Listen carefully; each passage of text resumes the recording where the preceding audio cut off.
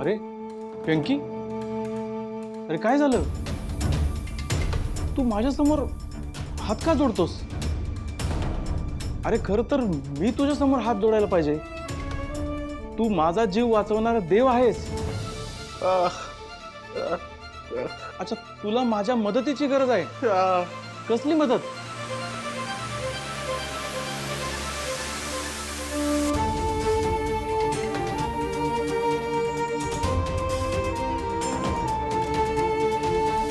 अच्छा, तुझ्या वडिलांची जमीन आहे. कुणीतरी बळकवतंय ती. अच्छा, घरचं वीज पाणी सगळं कापलंय. हे सगळं हा माझ्याबद्दलच तर बोलत नाही ना? ती जमीन कुणाच्या नावावर आहे?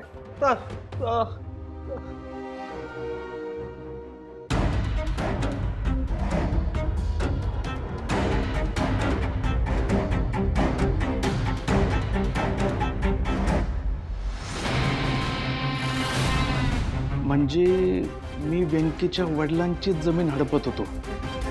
माझी लोक त्यांच्या घरच्यांनाच धमकावतायत. व्यंकी, काळजी करू नकोस. मी तुला नक्की मदत करण्याचा प्रयत्न करीन.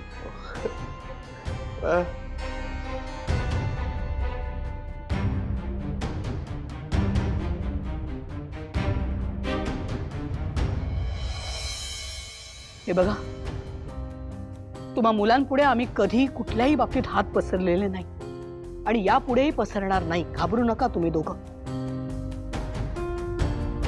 राहिला प्रश्न या जमिनीचा, तर हा प्रश्न कसा सोडवायचा ते हे आणि मी बघून घेऊ.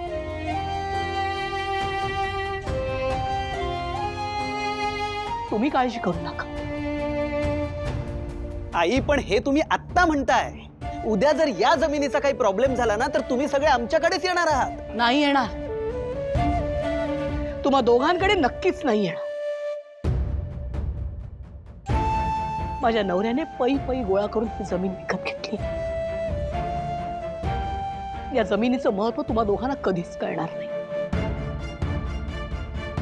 तुम्हाला निक्षून सांगते, तुम्हाला जर या बाबतीत स्वतःची मनमानी करायची असेल ना, तर ताबडतोब या घराच्या बाहेर व्हा.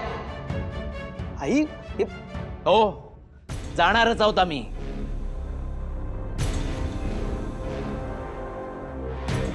तुमची सख्खी मुलं तुमच्या सोबत राहत नाहीत ना, म्हणून डोकी फिरली आहेत तुमची. संतोष, तो अनाथ मुका त्याच्याबरोबर राहताय ना, त्याच सगळं ऐकताय ना. हे बघा बाबा, त्याचं जर ऐकत राहाल ना, तर नुकसान करून घ्याल. आणि एक दिवस तुम्हाला माझं बोलणं आठवेल आणि पश्चाताप होईल की संतोष म्हणत होता ते बरोबर होतं. ऐकलं असतं तर बरं झालं असतं. संतोष, आता जरा गप्प बस. आमच्या पश्चातापाची काळजी तुला करण्याची काही गरज नाही, कारण असा दिवस कधीच येणार नाही.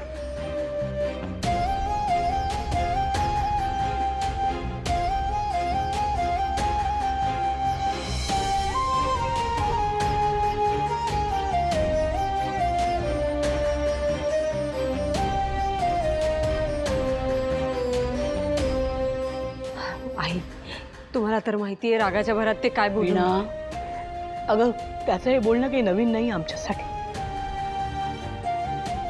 तू नको जीवाला लावून घेऊस. ये तू. येते.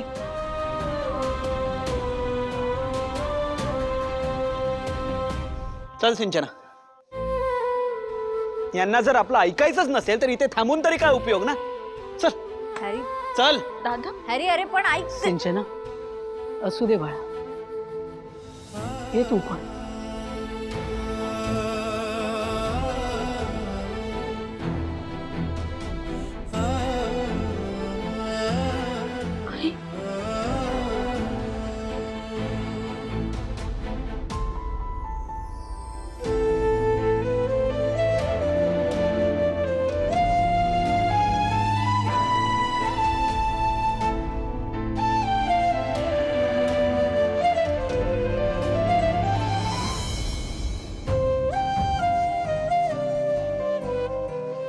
देवा, माझ्या मनातलं तर सगळंच तुला कळतं. तुला माहिती आहे माझ्या घराचं, माझ्या मुलांचं भलं ही एकच गोष्ट कायम माझ्या मनात असते. पण का कुणास ठाऊक, एक काहीतरी बरं घडतं आणि त्या मागोमाग काही ना काहीतरी संकट येतच.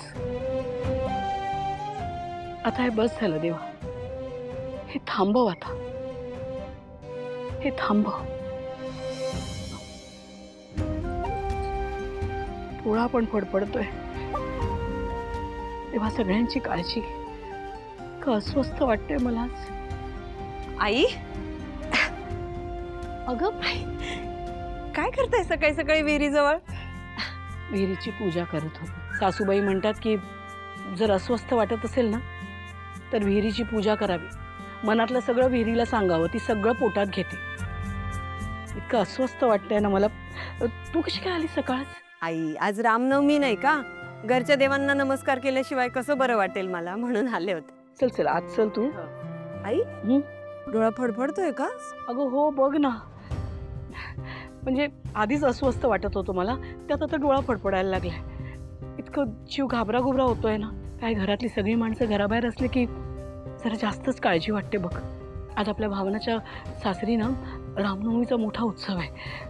देवाला हीच प्रार्थना करते की सगळं निर्विघ्न पार पडू दे, तिथे काही विघ्न नको. जानू पण जयंतरावांबरोबर ऑफिसच्या कामासाठी बाहेर गेली आहे. ते दोघं सुखरूप परत येईपर्यंत जीवाला नुसता घोट.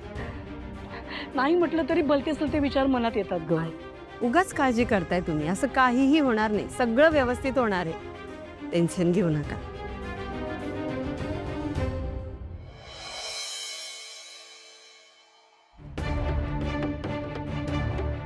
नमस्कार साहेब. बोला, काय काम काढलं? अरे हो, त्या प्रोजेक्टचं कुठवर आलंय? साहेब एक प्रॉब्लेम झालाय, त्याबद्दलच बोलायचं होतं मला. प्रॉब्लेम? कसला प्रॉब्लेम? साहेब आपण सगळ्या जमिनी ताब्यात घेतलेल्या आहे, परंतु एक मालक अजिबात तयार होत नाही आणि जाम आडून बसलेला आहे तो. आणि नेमकं त्याच्या पोराशीच माझी ओळख निघालेली आहे, त्यामुळं जबरदस्ती करता येत नाही साहेब. हे बघा, लवकरात लवकर प्लॉट ताब्यात घ्या आणि काम सुरू करा, तरच फंड उभे करता येतील. येत्या निवडणुकीत खूप खर्च आहे. लवकरात लवकर काम सुरू करा, समजलं? पण तसं नाही साहेब, जरा अवघडच दिसतंय. आपण काही दुसरा मार्ग काढू शकतो का? दुसरा मार्ग? दुसरा मार्ग बिर्ग काही नाही. तुम्हाला जर जमीन बळकावता येत नसेल ना तर आम्ही आमच्या पद्धतीने बघू.